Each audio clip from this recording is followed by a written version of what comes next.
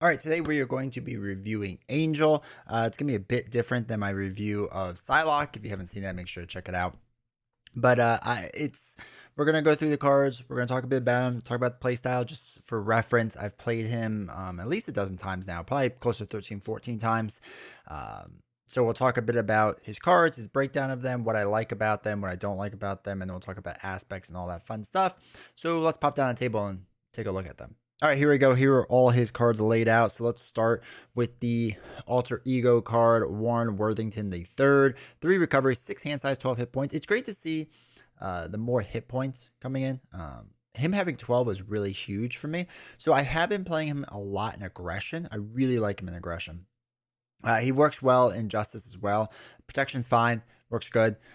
But aggression I've really liked, especially with like die bomb and different aerial cards like that. But anyway, having 12 health is really, really nice for, if you have to take some damage, that's quite all right. So if you flip to the side, you can just heal 1 damage from him, which is really nice, essentially getting 2 heal, right? So the first time you flip down to alter ego, you can use the regrowth ability, heal 1, and then on your next turn, heal the other one. So that's really nice. Then, well, let's go to this side first. His angel size, a 2/1/2 stat line, which is okay. 5 hand size, which is fine. And after you play an aerial event, draw 1 card. This was great, right? Again, I made very aerial heavy decks. Again, using cards like Die Bomb and the aggression cards that came with him. The aggression aerial cards that came with him, and then his aerial event cards. It was really, really nice to be able to play those cards, get a little bit more card draw. It was great. Now, what kind of makes him crazy is the Archangel side of him, right? 023. It does add on this acceleration icon, which sometimes I think I forgot the point, but most of the time I remember. But I don't usually sit on this side that long. But after you play an aerial event, deal damage to an enemy equal to that event's printed cost. So, for example, if we use a card like Razor Dive, which is a 6 cost damage, if you're Archangel, you gain Overkill and Piercing, which is huge, but it would do now 9 damage, which was just kind of monstrously huge. It was really cool to see. So getting like a 3 for 9 card pretty easily like that was great. You just have to time when you flip things, but it was really, really great. Same with like Adaptive Plumage. If you're Archangel, deal 4 damage to an enemy, it would be 7 then, and you get to stun them, which is huge. Aerial Agility is just a defense card. Metamorphosis we'll get into later, and Natural Flight's more the thwart card. But again, it was kind of crazy even with the aerial event. If you use it as a threat removal card, you still get to do 2 damage. Now, I never played it that way. I would always kind of be on the angel side, generally speaking. But it is a way you could play if you need to like, do a little bit of damage. So as far as hero goes, really strong, really cool. Really like that combination of how things work with drawing a card and dealing damage. I thought that was really nice. I will say with Die Bomb, it's a 4 cost card and it does a ton of damage. Being able to do the extra 4 damage is really huge. It's really great. So his signature ally is Psylocke, a 3/1/3 stat line. After Psylocke attacks, if you're Angel, heal 1 damage from Psylocke. Archangel, heal or ready your hero. Sorry. Psylocke never really made it into the game that much. Healing her isn't bad, but I would rather ready my hero, but I never sit in Archangel long enough to really utilize the ready ups. Like, again, I don't want to make it seem like she's like a bad signature ally. I just felt like I was never able to use her to her fullest of what I would have liked to do, because even on the Angel side, being able to heal 1, like that's fine, right? But it's just prioritizing 3 cost versus using something like Avian Anatomy to get, more aerial cards and using the aerial resource generation cards. Like, I'd rather just get more aerial events in. So I wasn't really using Psylocke a ton. Now and again, she came in. It was fine, especially for reading up. It was kind of nice. If we have 2 attack and we have a combat, aggression card, I guess it's a 3 attack, then being able to do 3 attack, ready ourselves up and do another 3 was cool. Like, that was nice. But it wasn't like this amazing thing. So I didn't really utilize Psylocke as much as I would have probably liked to. Worthington Industries is the support card. Exhaust Worthington Industries. Shuffle 1 aerial card from your discard pile back into your deck. And if you're alter ego, you get to draw a card. This is one of the first cards that we saw that could work on the hero side. That was really nice, right? Like, just having this out for 1 cost and being able to constantly shuffle in my aerial attack cards was massive. Or if I'm playing aggression, I really need my thwart cards back in. Shuffling them back in is huge. Getting the extra benefit of being an alter ego is nice, right? It's really, really nice, but I wasn't flipping the alter ego too much. But just being able to get those cards back in was massive, and not taking a hit. Because usually with cards like this, we see if you're a hero, you have to like throw away a card or something like that, right? Like you would get penalized slightly. This is the one that you don't, and I really like this card for that. Now, 3 cost upgrade Techno Organic Wings, superpower card. Exhaust this card, and if you're Angel, you get to ready your hero, which is fine, right? If like I needed to thwart a lot, it was nice. But for Archangel, you get to reduce the cost of the next aerial event you play from your hand this phase by 2. That was massive, right? It was really, really massive to play Metamorphosis for free or something like that, right? Take Razor Dive, being able to play Razor Dive and Adaptive Plumage or something like that was really nice, right? Like it was a really nice card. I used it a lot, and I would prioritize this upgrade because it was super strong. It was super good. This is one of the better upgrades I think we got in like a long time. So really like that card. He has 2 resource cards, Avian Anatomy. After you spend this card to pay for an aerial event, return the event to your hand after resolving its effects. So for example, with these 2 paired together, I could get Razor Dive, use it, right? Reduce the cost so it's down to 1 cost, use Avian Anatomy on it. On Archangel's side, being able to do 9 damage, pull it back after using Avian Anatomy, and then use the rest of my cards to pay for Razor Dive again, or if I have a resource generator, using that, or a double, or whatever, playing Razor Dive again. So essentially, between like these cards, being able to do 15 damage, and that was one thing with Angel, just generally speaking, with his event cards, you can do a ton of damage, like an insane amount of damage, and that was one of the really fun things with him. He could control the board state really well, and then when you're ready to go, he goes, right? He can really attack. It was really, really fun. So let's talk about his events, because he's got some cool events.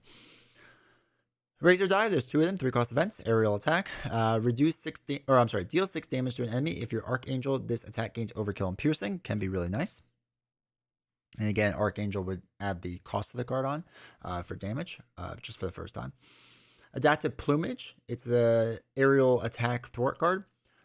If you're Angel, remove 3 threat from a scheme and confuse an enemy. If you're Archangel, deal 4 damage to an enemy and stun it, which is really nice. Being able to get that confused stun in there.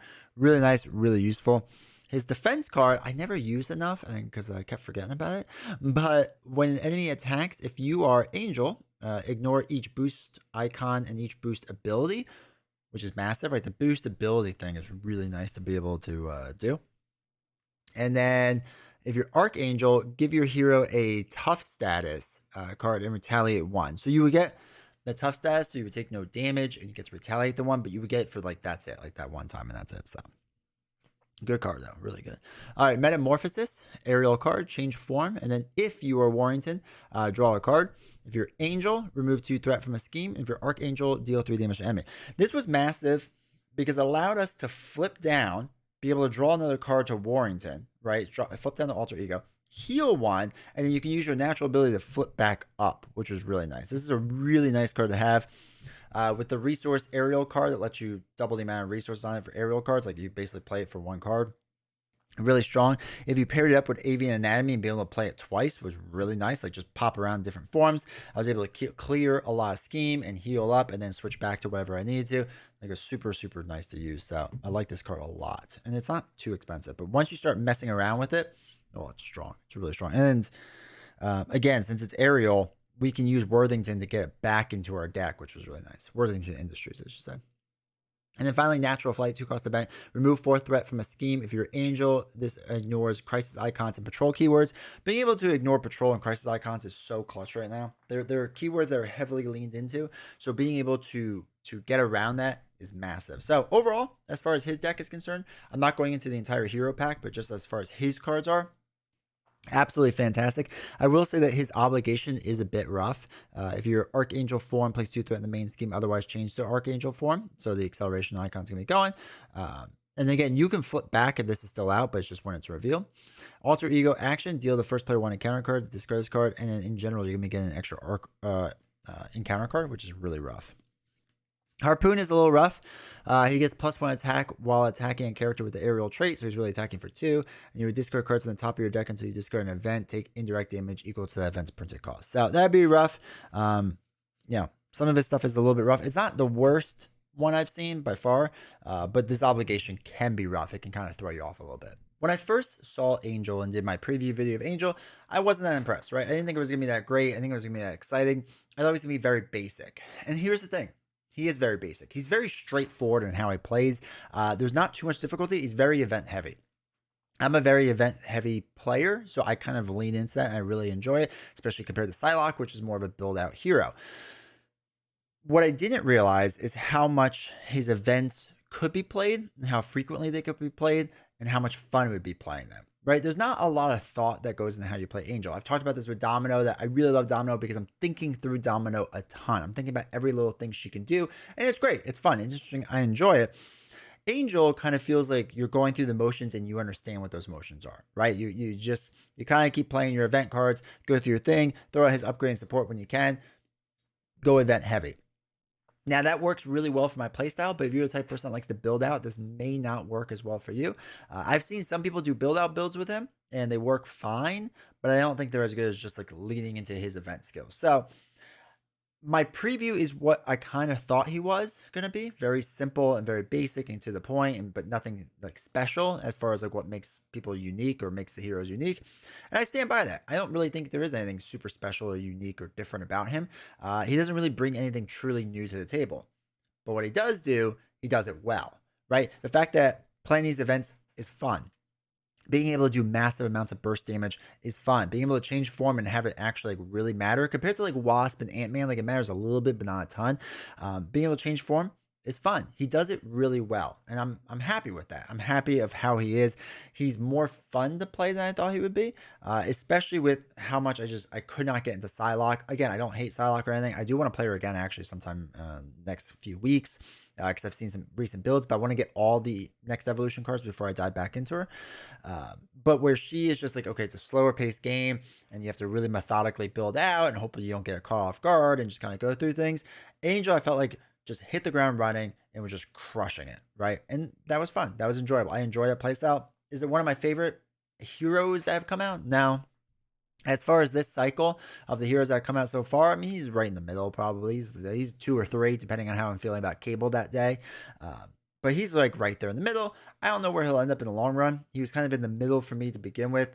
We'll see where he ends up. But yeah, if you like building out, can you do build outs with him? Yeah, it feels like though they want you to lean into that event kind of strategy, right? Really do events, kind of go crazy with events. And if you're not that type of player, if you like the slower gameplay, you may not like it. If you love events and kind of, not that you hate Psylocke, but you didn't like how much build out there was for her, this might be more for you. So I enjoy Angel. I think in the end, he's going to be kind of middle of the pack.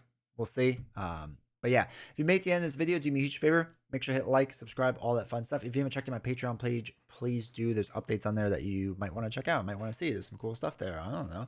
But all those links are down below. And if you want to see the Psylocke review that I made, it's right here. Come check it out. It talks about why I'm not a big fan of Psylocke and kind of my issues with her. And hopefully you enjoy the video. And I will see you all next time.